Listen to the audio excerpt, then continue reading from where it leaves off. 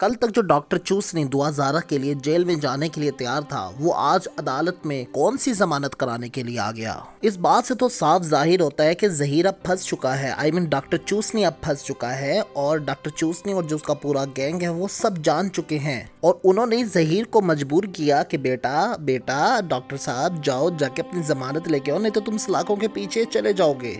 अब पीछे बचा ज़हीर की माँ और उसका भाई शबीर और उसकी बेगम, जिनको गैंग की तरफ से एक अच्छे खासे पैसे मिले हैं, लेकिन बची कौन? दुआ ज़हरा। यहाँ पे दिखाई ये देता है कि जैसे ही ज़हीर जेल जाएगा, डॉक्टर चूसनी ने जैसे ही जेल जाना है तो ऑर्डर मिलेगा कि दुआ ज़हरा को लेके आओ। अब दुआ ज़हरा को टीम लेने के लिए जाएगी और बाद में कहेगी अल्लाह ना करे ऐसा हो, अल्लाह ना करे ऐसा हो। वो आके कहेगी कि दुआ ज़हरा ने तो सुसाइड कर लिया, क्योंकि वो आपको अल्फाज तो याद होंगे दुआ ज़हरा के कि मैं ज़हीर के बगैर नहीं रह सकती और ये सब मेरे वालिद का कसूर है। अगर अब भी उन्होंने ज़हीर और मुझे एक्सेप्ट ना किया तो मेरे पास इसके अलावा और कोई ऑप्शन नहीं कि मैं अपने आप को ख़त्म कर दूं। 2 टके के यूट्यूबर्स जिस टाइम उस मासूम बच्चे का इंटरव्यू लेते हैं, वो क्यों भूल जाते हैं कि वो भी किसी के भाई या वो भी किसी का बाप है। उनको ये एहसास क्यों नहीं होता कि उनकी भी अपनी बेटियां या बहनें हैं। और दुआ ज़हरा को सिखाया जाता है कि बेटा अगर हम तुम्हें कहें सुबह है तो तुमने भी कहना है सुबह है, अगर हम तुम्हें कहें रात है तो तुम भी कहोगी रात है। अब आप और मैं ये सवाल सोचते हैं कि अगर दुआ ज़हरा हमें कोई सिग्नल दे दे या अवाम को कोई सिग्नल दे दे कि वो वहाँ पे खुश नहीं है या वहाँ पे तंगी है, तो उसका जवाब दुआ ज़हरा के चेहरे पे पड़ा हुआ निशान मुझे, आपको और बहुत सारे लोगों को देने के लिए काफ़ी है। इस बात से तो यही साबित होता है कि इस मुल्क की तमाम बेबस औरतें भेड़ बकरियां हैं जिनके कत्ल और सौदे करने से पहले उनसे पूछा तक नहीं जाता कि बेटी माना हम तुम हमारी बेटी नहीं हो। बहुत ज़्यादा तो एक मासूम बच्ची दिखाई देती है, उसको तो जो कहोगे वो बोलेगी। बाप ने सर पे कुरान उठाकर, माँ ने 2 बेटियों की कसम उठाकर कहा कि हमारे घर में तो कोई शादी की बात ही नहीं हुई। फिर एक दिन में 4 मुख्तलिफ लोगों से इंटरव्यू करवा के माँ बाप के खिलाफ जितना बुलवा सकते बुलवा लिया।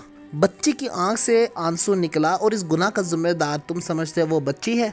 हरगिज़ नहीं, उसका जिम्मेदार ये सारे यूट्यूबर्स हैं। यहाँ पे एक बहुत अहम बात जो आप भी अक्सर सोचने में मजबूर होंगे कि अपनी मर्जी के एंकर्स को इंटरव्यू दिए जा रहे हैं, बाकी तमाम लोगों को तो मिलने भी नहीं दिया जाता। और इससे बढ़कर एक मजे की बात कि सब इंटरव्यूज एक ही जगह पे हो रहे हैं, किसके दफ्तर में हो रहे हैं ये भी आप बेहतर जान चुके हैं। अब यहाँ पे एंकर सवाल करते हैं, चाहे वो एक एंकर हो चाहे वो 10 एंकर्स हो, एक ही सवाल रटे में है कि आप खुश हो, आपने शॉपिंग कर ली, आप कराची जाओगी, वालिदैन से माफी मांगोगी, क्या आप गैंग का हिस्सा हो, आप कितना कमाते हो। मेरे भाई तुम उनसे पूछो कि ये सब क्या है, तुम्हें फंडिंग कहाँ से आ रही है, तुम ये कैसे कर सकती हो, तुम अपने वालिदैन को बुरा कैसे कह सकती हो, तुम उनका अकेले में इंटरव्यू लो, तुम उनके हालात देखो। एक यूट्यूबर या एक एंकर या एक सहाफ़ी जो उनका इंटरव्यू ले रहा है, वो जब एक तरफ उनके घर को देखता है तो वो दूसरी तरफ उनकी पर्सनैलिटी को देख के ईजिली अंदाज़ा लगा सकता है कि वो खुश है या उसके साथ ज्यादती हो रही है। लेकिन भाई सारा चक्कर तो ये फंडिंग का है ना।